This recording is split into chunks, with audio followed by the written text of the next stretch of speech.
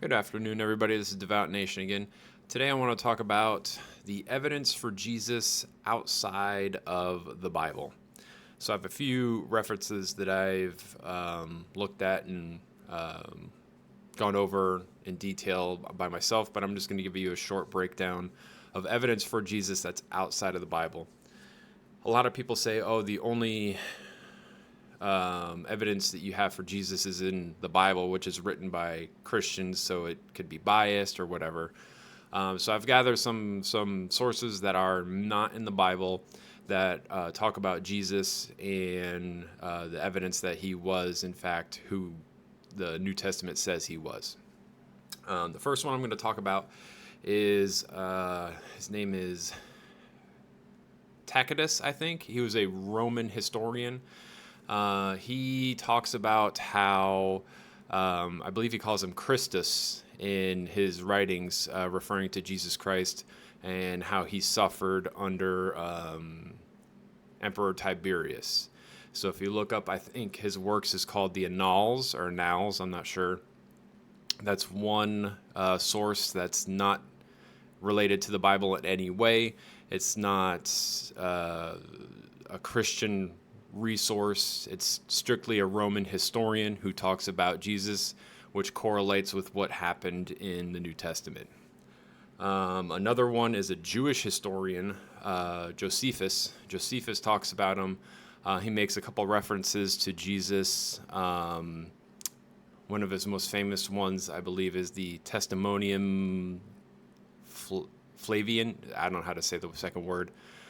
He just talks about how Jesus was a very wise person, and that he was crucified.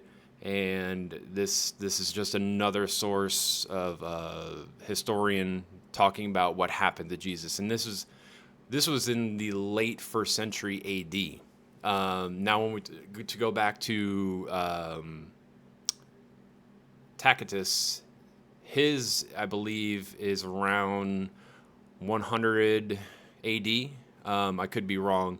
I know it's between 100 and 200 AD. So these are very, very early writings from historians, not anybody who wrote into the New Testament about Jesus and what happened to him. And they all correlate perfectly to what the New Testament says about Jesus.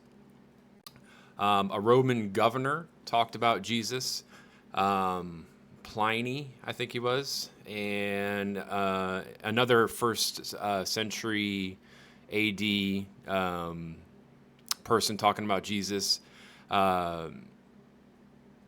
He describes, if I remember correctly, he describes it as the people who worshipped Christ were worshiping him as a god.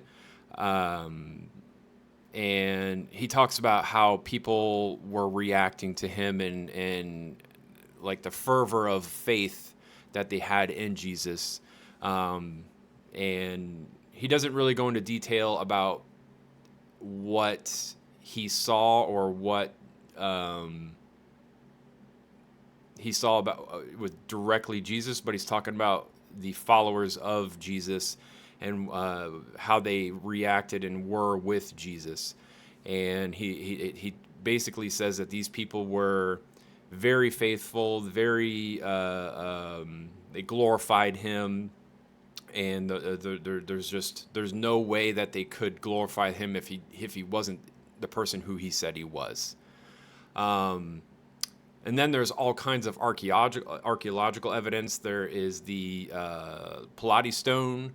That's in Israel. I believe it was found in like the 1960s. I'm trying to think. It was it talks about, it has an inscription on it. Yeah, inscription of Pontius Pilate, who was the Roman governor who sentenced Jesus to crucifixion. So that was found in 1961 with the inscription on it. And then the most profound one to me is the Shroud of Turin. The Shroud of Turin is for me the hardest piece of evidence we have that Jesus really existed. There was a recent study released that you can look up to where they found it, and then they carbon dated it, and they said the carbon dating did not match to when Jesus died, but they did all kinds of new studies on it, where the material that was used to wrap Jesus in after he died, they studied it and showed how it would break down over time. And they did X-ray imaging. It shows his face and body on the shroud, and the new testing they did, it dates perfectly to the time he died, like 2,000 whatever years ago, about 2,000 years ago. So they did a study of the material, and the material in its current form would be this broken down in 2,000 years. So it matches perfectly to the time of his death. That's a huge piece of physical evidence,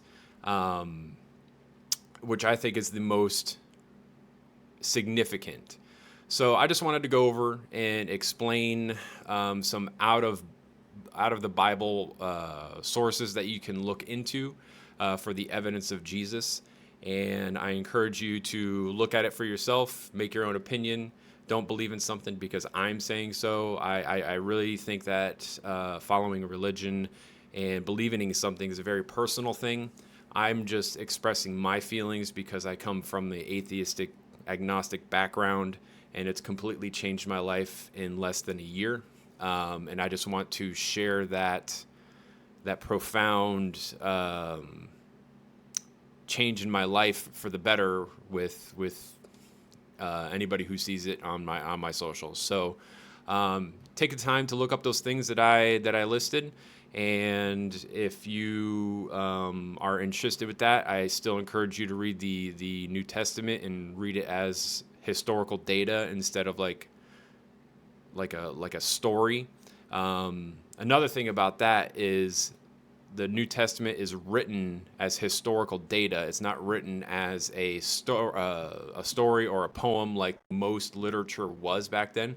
It's actually the first book written as historical data, historical narrative ever. So there was no book or poem or anything that was written in historical narrative before the Bible and like up to 300 years after the Bible. So to say that these people sat down and made up a story and they invented a new way of writing to dupe people over, it's just crazy. The evidence is so profound if you just read it as historical narrative. So that's all I got for you today. Bless you all, and I'll see you on the next one.